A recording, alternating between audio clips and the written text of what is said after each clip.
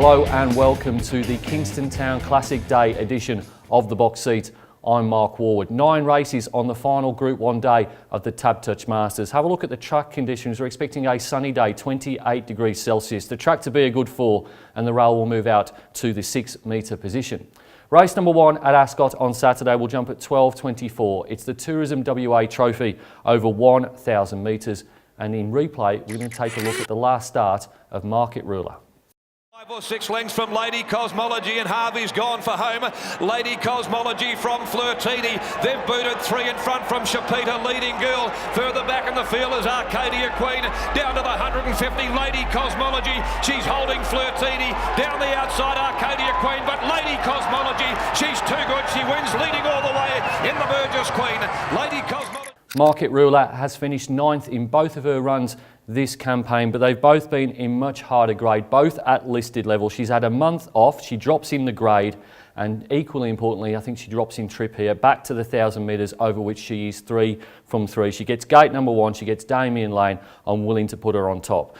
From number 4, Classy Lassie from the Jake Casey yard. Body Police claims here, but can only claim 2, down to 52 kilos due to her minimum riding weight. Had won several trials before going to Bunbury to have a crack at a maiden, was $2.50 and got the job done by more than 6 lengths. He's clearly a major player here. Number 6, Lord Greystoke, has turned the corner since being gelded, won a couple of trials and then a race here on the 3rd of November by a short head, led all the way on to Chris Parnham, who keeps the ride.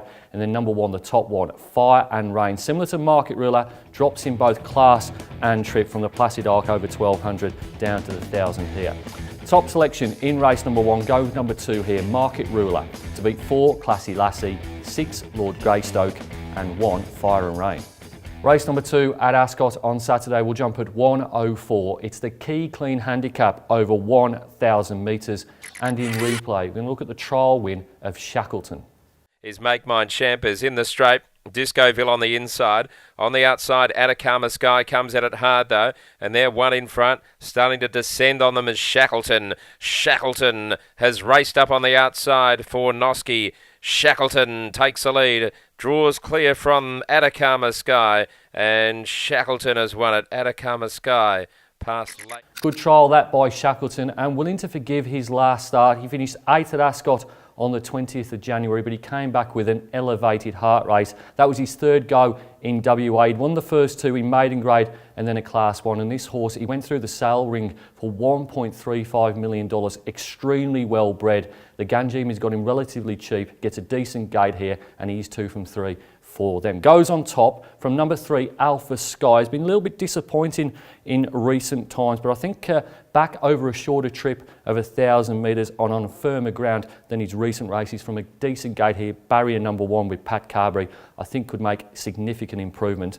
Number 5, Bon Voyage for Pike and Durant, failed to qualify for the regional championship final, finishing 4th in the Northern Heat. Did win at Bunbury before that, beating Platypus. I'm just not sure if that 4.9 is the strongest. And then number 4, My Demi, will be pretty decent odds, resumes without a trial, but most of his best performances have been when super fresh first up, so I'm willing to put him in the 4. Top selection in race number 2 is number 9, Shackleton, to beat 3, Alpha Sky, 5, Bon Voyage, and 4, My Demi. Race number 3 at Ascot on Saturday will jump at 1:44. It's the Varley Bill Doughty Handicap over 1,200 metres, and it remembers the trainer who passed away on Sunday. In replay, we're going to look at the trial win of Moulton. Insiders, hold your tongue. In the straight they run, and She's Vital with the front by 1. On the outside, Moulton's coming after it, and then came Caracapo the inside, and wider out Precious Liberty is starting to descend on them now at the 100-metre mark. She's Vital though has got the lead on the outside, Moulton, and battling on now Precious Liberty in 3rd. Moulton goes up on the outside, and Moulton takes the lead and beat home She's Vital. Tough little race this to decipher. I'm going to go with the bottom one here, number 9, Moulton. Blinkers off, winkers on. First run for the Ganjemis. This is another horse they brought over from the east that went through the sales yards for lots of money. $650,000 for Moulton when he was a yearling. Really liked the trial win, and he's running a kilo out of the handicap here. I do think that's probably a sign. I think this horse is better than average, so he goes on top. From number 3, Cognac, who placed third in this grade last preparation. I don't think this race is any stronger than the one I've mentioned before. That was won by G Boss here at Ascot at the end of January. Number 1, Riverdance beat Stageman and finished second to Enticing Star in the 2 runs last campaign. Has got pretty good fresh numbers, 2 wins, 2 seconds and 1/3 from 5 starts, and certainly should go well here from gate number 8. And then number 2, Candlelight Star, is placed in each of his 3 runs this preparation. He is now 8 years old. He is hard to catch, but he will win one shortly, and he has to go in the numbers here. Top selection in race number 3, going with number 9 here, Molten, to beat 3 Cognac, 1 Riverdance and 2 Candlelight Star. Race number 4 at Ascot on Saturday will jump at 2:24. It's the Crown Perth Handicap over 1,500 metres, and in replay, we're going to look at the last start win of Royal Statue.